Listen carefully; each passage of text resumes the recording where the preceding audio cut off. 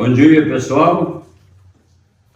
Vamos hoje encerrar a primeira parte daquilo que era a nossa proposta. Eu vou mostrar para vocês aqui no mapa os últimos 4 livros históricos que acompanharam o povo de Israel até a chegada de Jesus Cristo. São apenas 4 livros: Esdras, Neemias, 1 e 2 de Macabeus. Mas vamos começar, como sempre, em nome do Pai, do Filho e do Espírito Santo. Amém.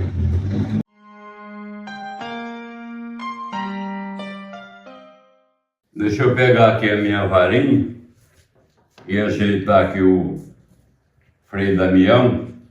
Ele gosta de participar. A última vez nós paramos aqui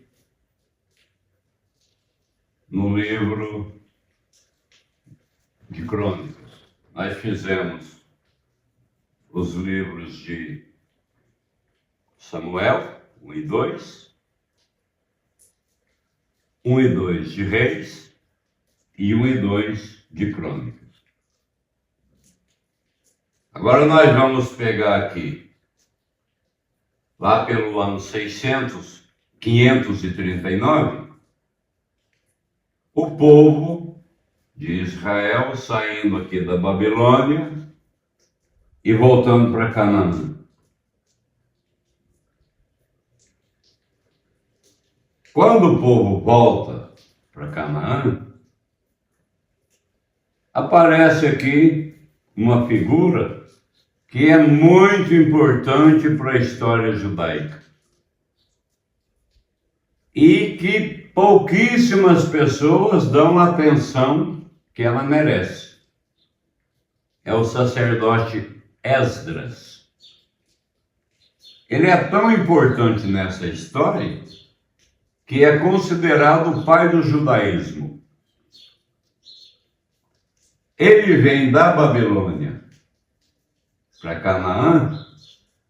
Ele era sacerdote, com a missão de reconstruir a parte religiosa do povo de Israel.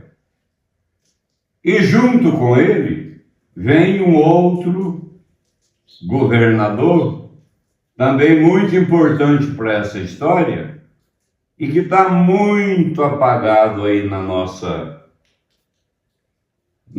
Bíblia. Pouquíssimas vezes eu ouvi alguma referência a esse personagem. Neemias.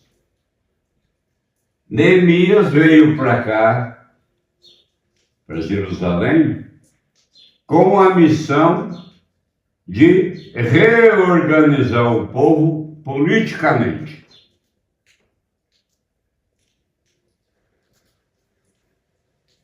Esdras vai reorganizar o culto e Neemias vai reorganizar politicamente esse punhado de gente que voltou para cá. Eles vão reconstruir o templo, que vai funcionar relativamente bem, como era antes, até que, quando a Grécia toma essa região da Palestina, essa região de Canaã, e coloca aqui os seus generais como reis e governadores, e um deles, descendente de Seleuco, o primeiro governador dessa região, Antíoco Epífanes IV, ele pilha novamente o templo de Jerusalém. E essa história dessa pilhagem do templo, dessa desmantelização da religião dos judeus está contada lá nos dois últimos livros históricos, primeiro e segundo de Macabeus. Interessante é que o segundo livro de Macabeus foi escrito primeiro do que o primeiro. Ele é anterior ao primeiro. Mas essa história toda de Judas Macabeu contra esse governador antigo está relatada aí nos dois livros de Macabeus. E assim a gente encerra a caminhada do povo. Vamos lembrar os semitas saindo de Ur da Caldeia até Arã, até Canaã. De Canaã já saem os israelitas. Quando eles chegam em Canaã, ainda são chamados de hebreus. Quando eles saem daqui, a casa de José, e vêm para o Egito, já são os descendentes de Israel, os israelitas. E ficam assim como israelitas, até a volta aqui, passando pelo Sinai, entrando em Canaã com Josué, passando pelos juízes, pelos reis. Quando eles vão aqui para a Babilônia, cativos, e voltam para cá, a partir desse tempo até hoje, são os judeus. E aqui podemos encerrar, então, essa primeira parte. A partir dos dois últimos livros, 1 e 2 de Macabeus, nós já vemos a história desse povo entrar numa última fase que antecede a chegada de Jesus. A República Romana, já nesse tempo muito forte, não era ainda o Império Romano, mas a República Romana já havia dominado aqui. E o rei que veio para cá, para tomar conta dessa região, principalmente de Jerusalém, é o nosso conhecido Herodes. Herodes o Grande. Essa dinastia de Herodes deixa a gente com cabelo branco. Herodes o Grande tinha 6 filhos, todos eles Herodes. Mas esse Herodes o Grande, aqui, é aquele que nós conhecemos como o que mandou massacrar as crianças. Desconfiado que uma criança ia nascer e se tornaria rei de Israel, ele mandou massacrar as crianças. O filho dele, também chamado Herodes, é aquele que era o governador aqui da Galileia no tempo de Jesus. Esse Herodes, filho de Herodes o Grande, é o da nossa história bíblica.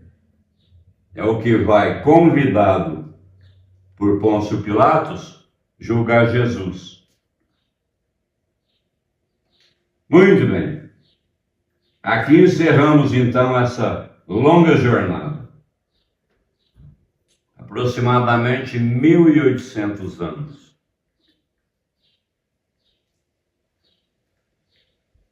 Vamos fazer daqui para frente alguns encontros mas já a partir de Jesus.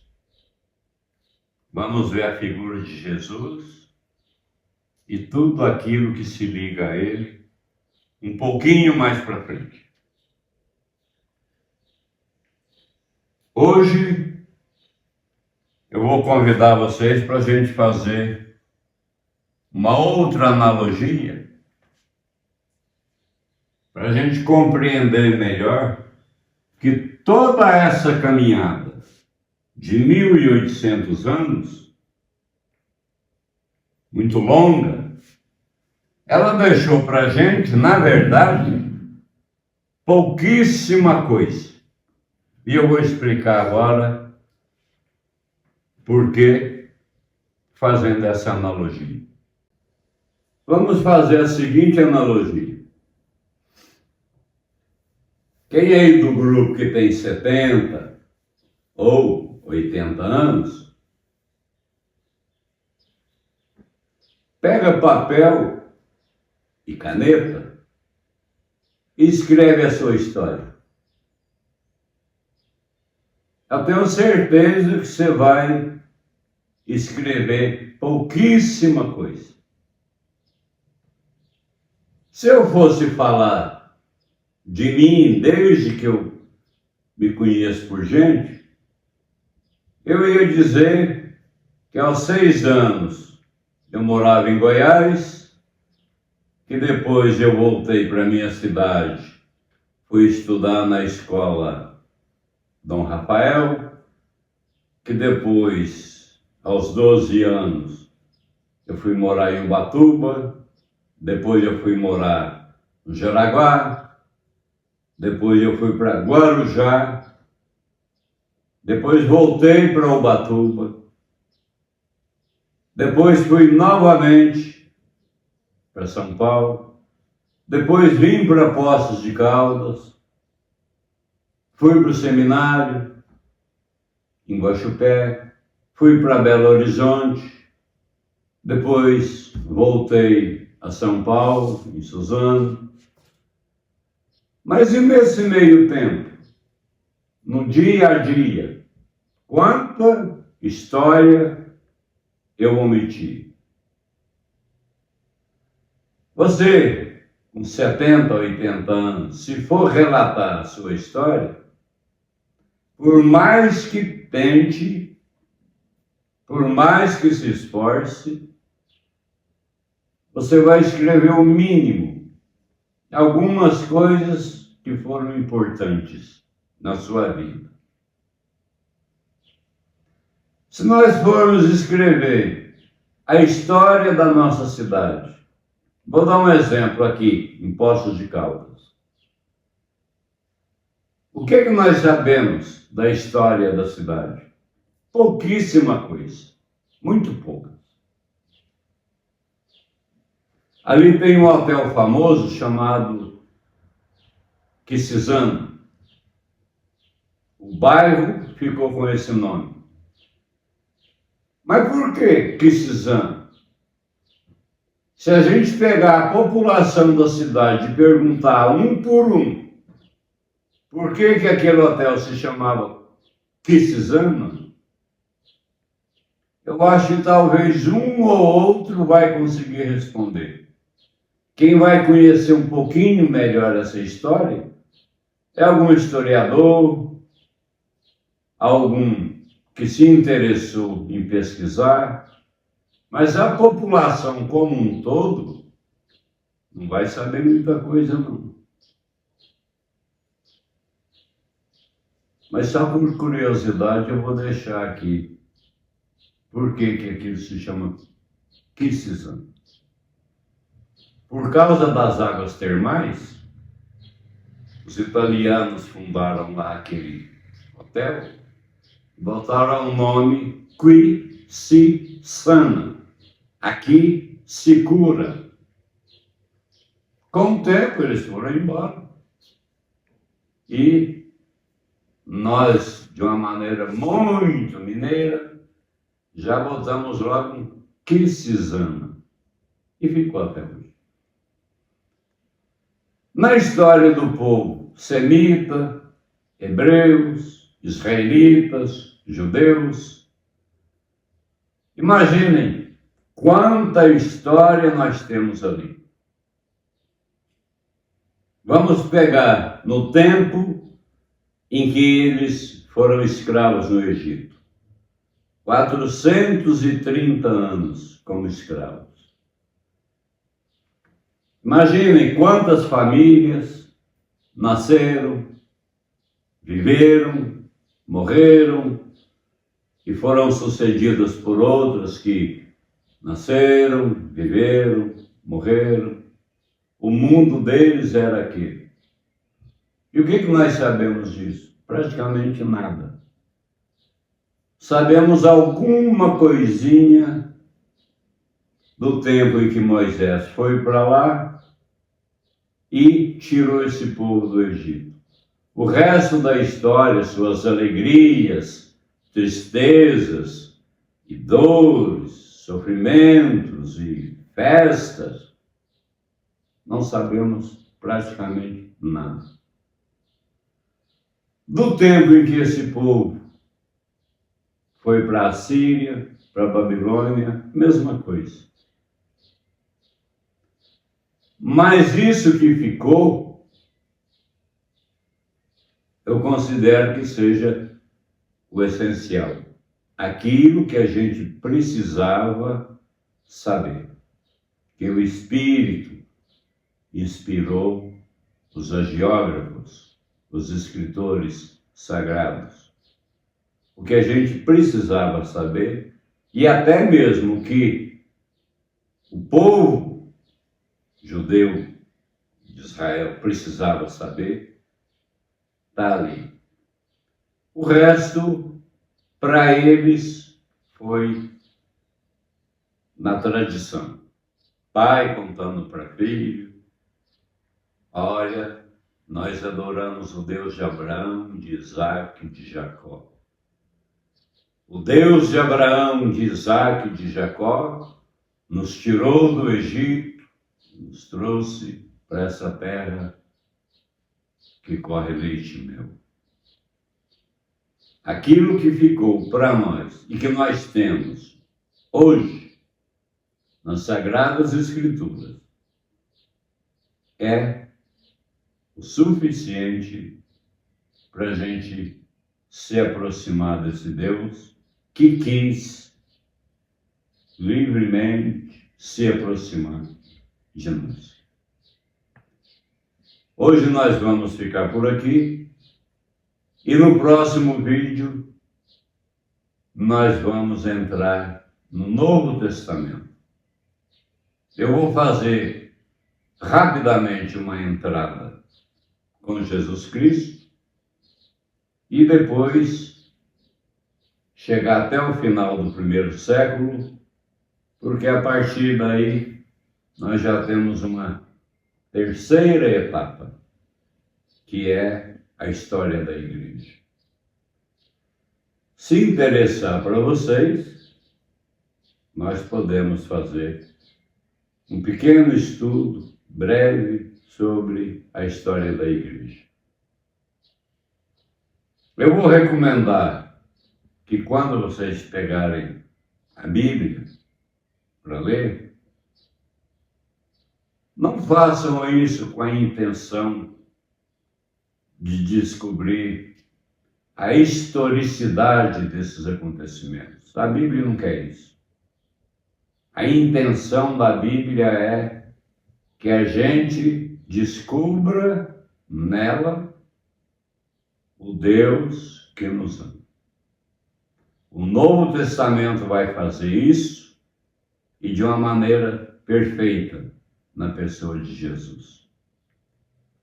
Fiquem todos com Deus e até o próximo.